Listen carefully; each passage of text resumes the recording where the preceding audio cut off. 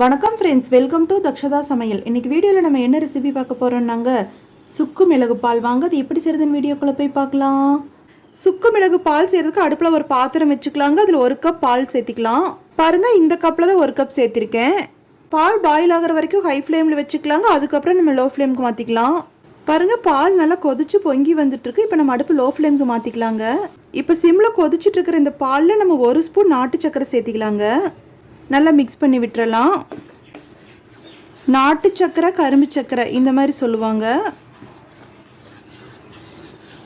1/4 spoon சுக்கு powder சேர்த்திக்கலாங்க. நல்லா mix பண்ணி விட்டுறலாம். 1/4 ஸ்பூன் பிளாக் பெப்பர் பவுடர் சேர்த்திக்கலாங்க. எல்லாமே நல்லா மிக்ஸ் பண்ணிவிட்டு இப்போ நம்ம அடுப்பு ஆஃப் பண்ணிடலாங்க. பாருங்கள், பாயிலான சுக்கு மிளகு பால் நம்ம வடிகட்டி வச்சு வடிச்சுக்கலாங்க. அவ்வளோதாங்க, சுக்கு மிளகு பால் ஈஸியாக சூப்பராக நம்ம ரெடி பண்ணிட்டோம். நம்ம சேனல் பிடிச்சிருந்தால் லைக் பண்ணுங்கள், கமெண்ட் பண்ணுங்கள், ஷேர் பண்ணுங்கள், சப்ஸ்கிரைப் பண்ணுங்கள். அப்படியே பக்கத்தில் இருக்கிற பெல் ஐக்கனையும் மறக்காமல் கிளிக் பண்ணுங்கள். தேங்க்யூ.